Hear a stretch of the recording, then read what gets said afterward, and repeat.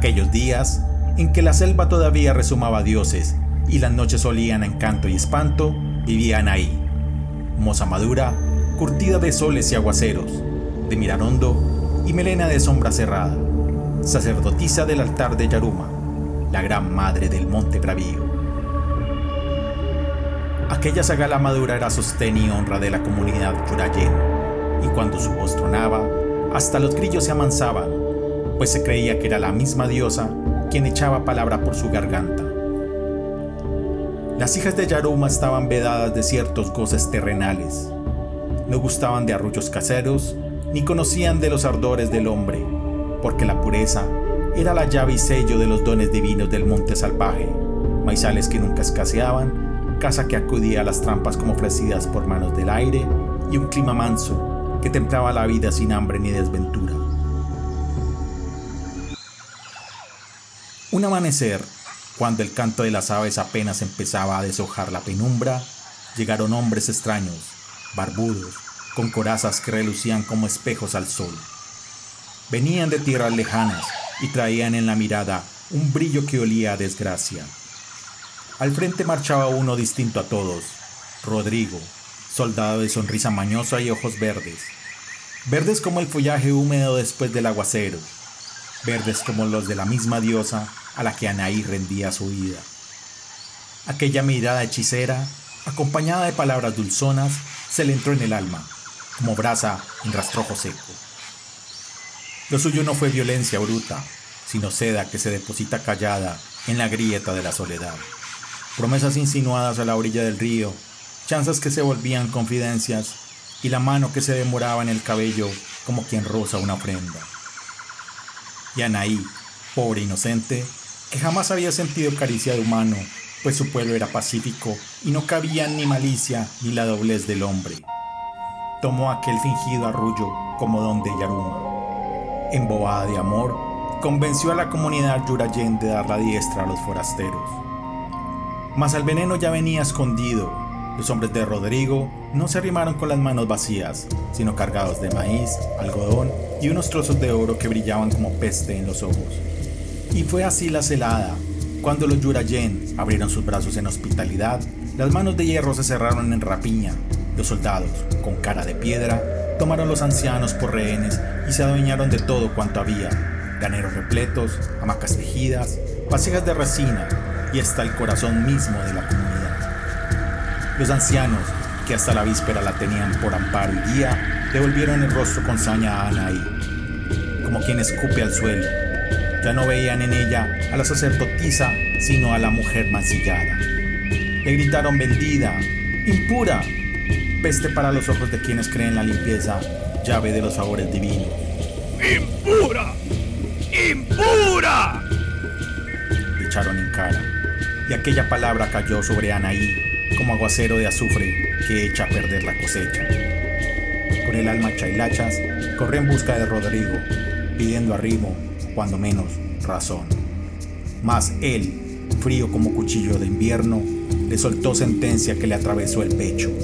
Ya no eres nadie para tu gente. No te necesito, da igual. Tu gente es cosa perdida, y pronto llegarán más de los míos. Entonces sí se le vino el mundo abajo a la pobre sacerdotisa. Huyó selva adentro, tropezando con bejucos y raíces, hasta llegar al altar de Yaruma, donde el aire era humo de resina y rugido de fiera. Allí, de rodillas, con la voz quebrada de tanto sollozo, clamó como alma desbordada: Yaruma, gran madre del monte bravío, he mancillado por ignorancia la paz que me diste. Concede pues tu venganza.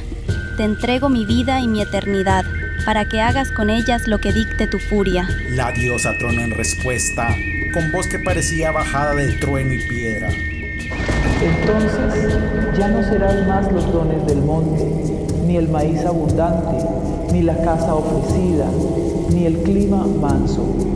Serás ahora el azote de la tormenta, los colmillos del jaguar, la ponzoña de la manigua. Hasta el fin de los tiempos, respondió Anaí, firme como quien ya no tiene vuelta atrás. Yaruma, con la gravedad de los juramentos que no se rompen, le reveló un secreto maldito. La ubicación de una ciudad dorada, enterrada en el silencio de las montañas, condena viva de codicia para todo aquel que oyera su nombre.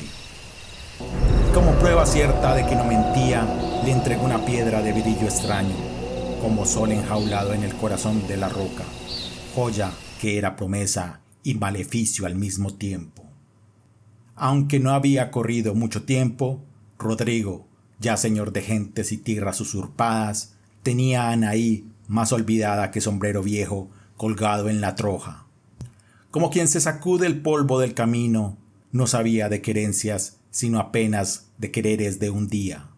Y hoy se daba el gusto que más placer le traía, internarse en el monte bravío, arco en ristre y carcaja al hombro, como quien va a desafiar los mismos espíritus de la selva. En esas andanzas dio un tiro certero a un jaguar en una pata, y siguiéndole el rastro de sangre, se adentró cada vez más hondo en la espesura hasta dar con un claro que parecía guardado por el silencio mismo. Allí no lo aguardaba la fiera, sino una mujer de hermosura imposible, piel morena como tierra húmeda, ojos que ardían bajo la sombra como brasas en fogón apagado y piedra abierta en herida roja. Era Anaí, rejuvenecida por los dones de Yaruma. La ceremonia y el juramento habían borrado en ella la edad y lo marchito. Pero Rodrigo no la conoció, solo vio un hechizo de carne y mirada, y en aquel embrujo creyó leer escrita la promesa de riquezas sin cuento. Le tomó el tobillo con ademán seguro y con la maña que da la brega, retiró el dardo sin provocar dolor. Ni se preguntó por qué era una de sus flechas. Procedió vendándole la herida con su pañuelo, ese mismo que solía prodigar como alarde de falso caballero. Ella, por un respiro apenas, sintió el recuerdo de lo que llaman amor de hombre. Mas pronto la memoria de la afrenta le encendió las entrañas, y su furia se alzó más cargada que nubarrón de tormenta en verano. Ella le habló con voz mansa, como agua que resbala entre piedras viejas. Me has salvado la vida. Deja pues que te pague con un tesoro digno de tu gallardía. Existe una ciudad de oro, guardada en lo más hondo de la selva, a donde solo los escogidos, como vos, caballero de porte gentil, pueden llegar.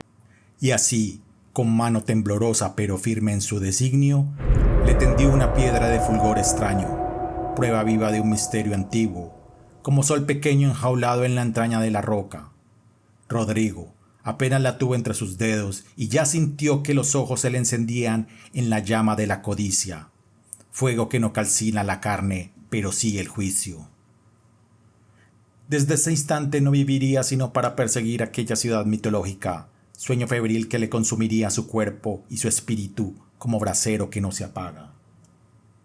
Con ayuda de los sabios Yurayen, consumió noches enteras en trazar mapas, no ya en pergaminos de sabiduría, sino en cortezas de árbol, en pellejos de caza y hasta en la palma de sus manos. Allí dibujaba ríos que se le escurrían como culebras, quebradas que parecían sierpes echadas, montañas con portillos secretos. Y bajo la luna, que le servía de candil, juraba ver en los reflejos del agua torres de oro, murallas y templos resplandecientes. Al comienzo, los suyos lo miraban con recelo, mascullando entre dientes que su capitán anda trastornado, pero poco a poco fueron cayendo en el mismo embrujo. Rodrigo hablaba ya como quien sabe de cierto su destino, y cuando la piedra, ese sol en miniatura, corría de mano en mano, se sembraba la misma sed.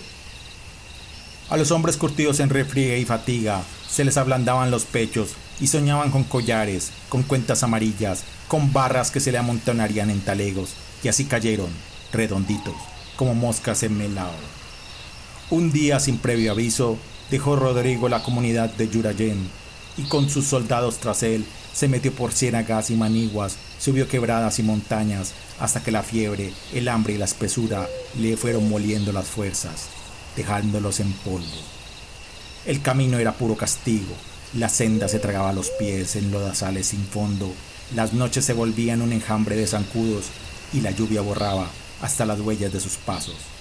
A cada charco desanían espejismos verdes, torres que eran humo. Rodrigo a esas visiones las llamaba certezas y a su mapa lo predicaba como evangelio.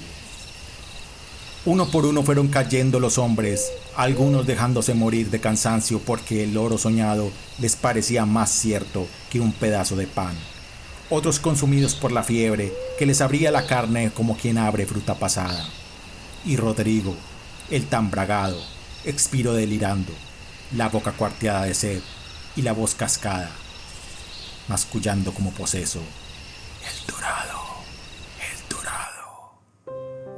Y con esa cantaleta acabó su jornada, dejando por herencia sueños podridos y huesos blanqueados, un mapa que no era sino espejo de su demencia, y la piedra maldita, aferrada todavía a su mano calavérica, como uña del mismo infierno.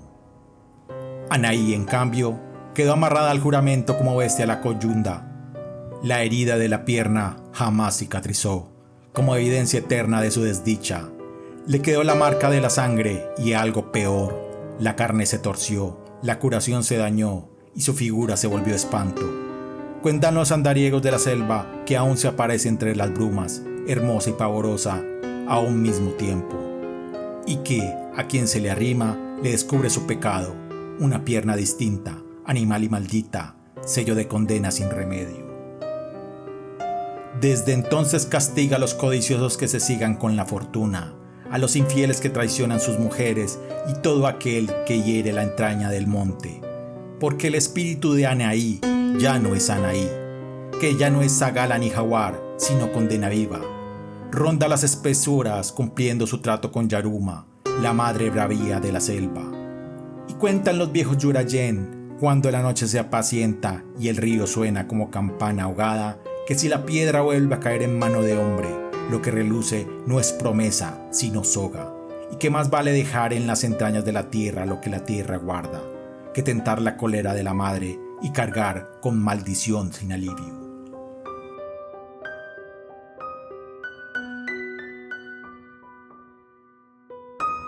La leyenda de El Dorado es una de las más célebres historias de Colombia. Dicen los viejos que allá, en las montañas envueltas en niebla de Cundinamarca, hay una laguna que no es agua, sino misterio, la laguna de Guatavita. Cuentan que, en los tiempos antiguos, cuando los muiscas aún hablaban con los dioses, un cacique se untaba el cuerpo entero de oro y sobre una balsa dorada se adentraba en las aguas sagradas. Allí ofrecía al fondo del lago esmeraldas, joyas y fuego, mientras el silencio de los montes guardaba el secreto de su rito. Esa ceremonia, vista con ojos de conquista, se volvió leyenda. Los españoles, cegados por la codicia, creyeron que existía una ciudad hecha de oro puro, y se lanzaron al monte, devorados por la selva y sus propios fantasmas. Nunca hallaron la ciudad. Solo una pequeña joya quedó como testigo, la balsa muisca, que hoy reposa en el Museo de Oro de Bogotá, brillando como el último reflejo de un sueño perdido. Y dicen que aún hay quienes, embrujados por su promesa, se internan en los montes húmedos, siguiendo un resplandor que siempre se aleja. Algunos jamás regresan.